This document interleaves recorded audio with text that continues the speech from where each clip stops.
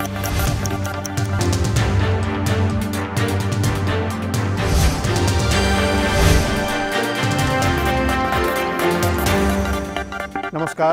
प्रश्नकाल में आपका स्वागत है।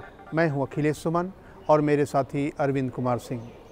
प्रश्नकाल में हम आपके सामने लेकर आते हैं राज्यसभा में पूछे गए अतारांकित सवालों को, जिनके जवाब लिखित तौर पर दिए जाते हैं।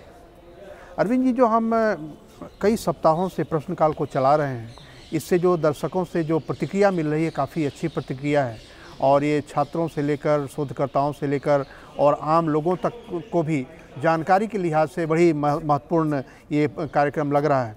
तो आज मैं पहला सवाल आपसे पढ़ता हूँ। भारतीय विमानन बाज़ार में जो पूरा सिविल एविएशन मार्केट है, उस सिविल एविएशन मार्केट में क्या वृद्धि हुई है, किस तरह की वृद्धि हुई है? यह सवाल है श्रीमती कांता कर्दम का। तो जिस तरीके से प्रधानमंत्री नरेंद्र मोदी ने उड़ान योजना शुरू की और उन्होंने कहा कि आम आदमी भी हवाई जहाज़ों में यात्रा कर सकते हैं, तो क्या निश्चित उससे कोई वृद्धि हुई है विमानन में? क्या है जवाब? जी बिल्कुल, जो इसका जवाब है अखिलेश जी, वो ये बताया गया है कि जो अंतर्राष्ट्रीय हवाई परिवहन संस्था है, जिसको IATA कहते हैं, उसकी 2017 की जो रिपोर्ट है वो ये बताती है कि जो रेवेन्यू पैसेंजर किलोमीटर है, उसके हिसाब से चीन के बाद जो है, जो भारत का जो अंतर्देशीय यात्री कारोबार है, वो तीसरे साल भी जो है सबसे अधिक रहा है। मतलब उल्लेखनीय वृद्धि लगातार 3 सालों में।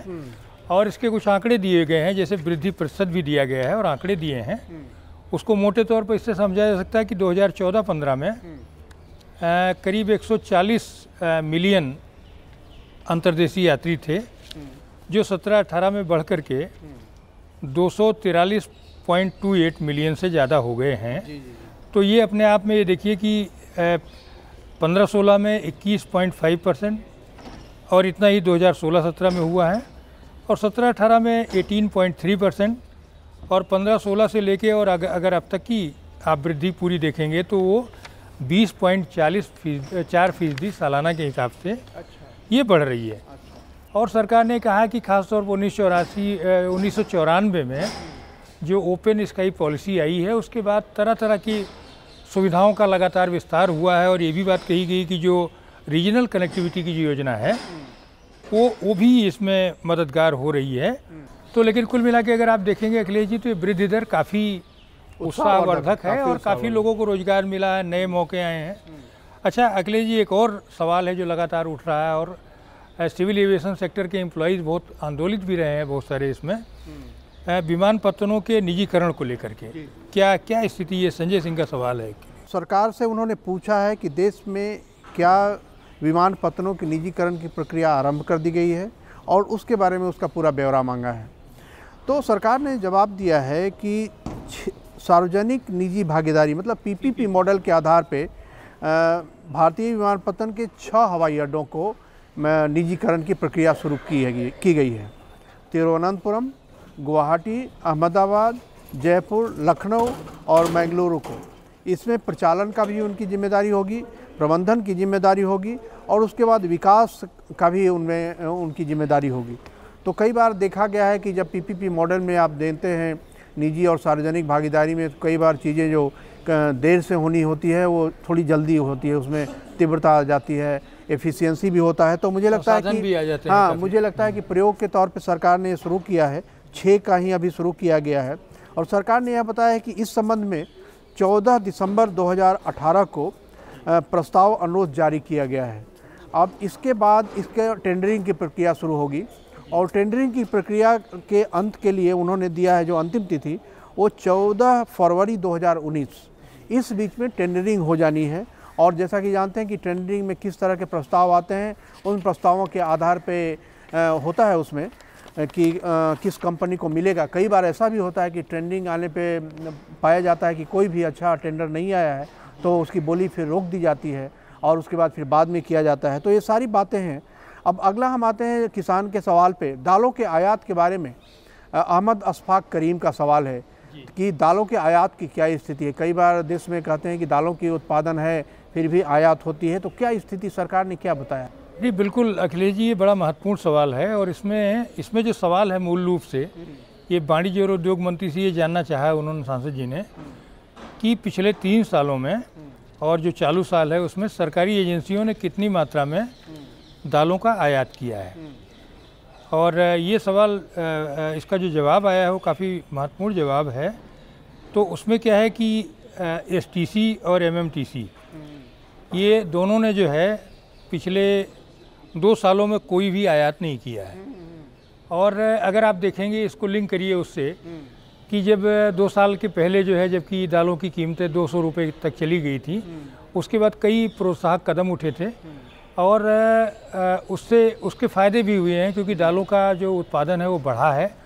और कई राज्यों में, ख़ास तौर पर जो जिसको कर्नाटक, जिसको तूर बाउल कहते हैं, उसके कुछ इलाके जो है, जो कलबुर्गी वगैरह जो है, तो उन सब में हम ये देख रहे हैं कि काफ़ी दाल का उत्पादन बढ़ाया गया है।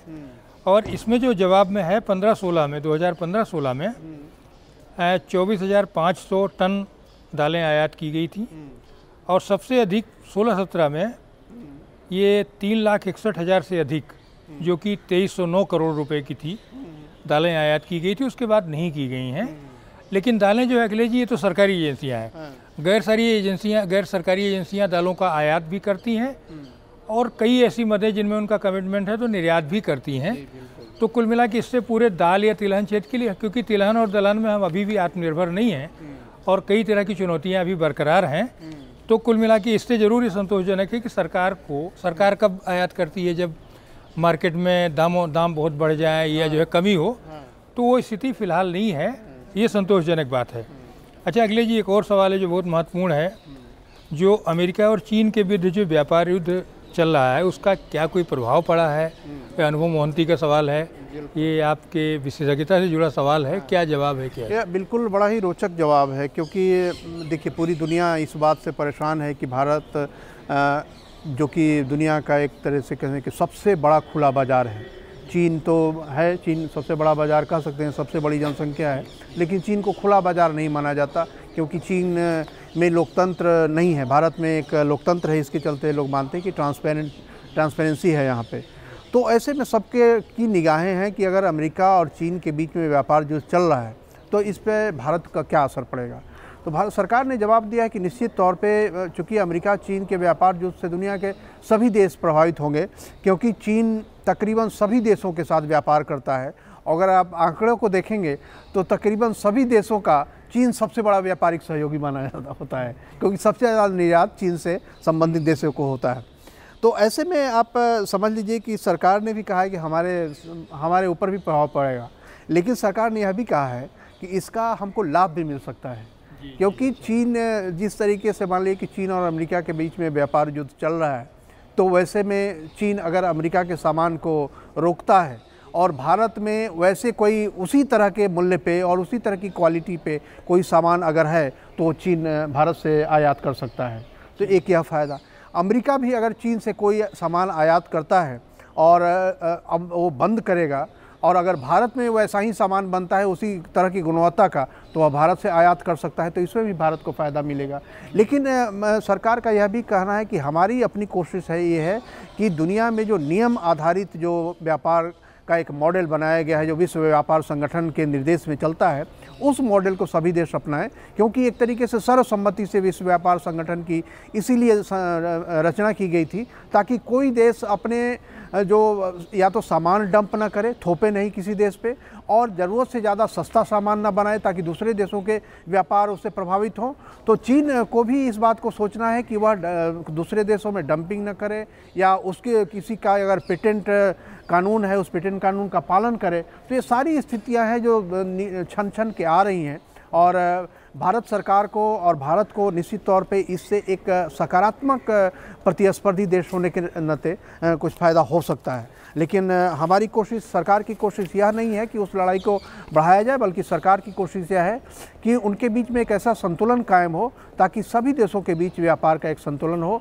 और चीन के साथ दुनिया के किसी भी देश का अगर व्यापार असंतुलन है तो वो उसको एड्रेस करे चीन, ताकि एक संतुलित व्यापार हो सके सभी देशों के बीच में। तो अरविंद जी, अगला सवाल है आतंकवादियों के बारे में, कि आतंकवादियों से लड़ते हुए शहीद हुए सुरक्षाकर्मी की क्या हालत है। इसके बारे में हरिनाथ सिंह यादव का सवाल है। कई बार ऐसे मौके आते हैं जब कई बार खबरें आ जाती हैं कि सुरक्षाकर्मी मारे गए, उनकी क्या हालत है, उनके परिवार की क्या हालत है। तो इसी पर सवाल है, क्या जवाब हाँ, है ये सरकार जवाब का? जो हंसराज गंगाराम अहीर जी जो गृह राज्य मंत्री हैं उन्होंने दिया है अखिलेश जी, और उन्होंने माना है कि पिछले 3 सालों के दौरान एक तो कश्मीर में और देश के कुछ अन्य भागों में आतंकवादियों से लड़ते हुए या सीमा की रक्षा करते हुए जो शहीद हुए हैं सुरक्षा कार्मिक, वो ठीक ठाक बड़ी संख्या है।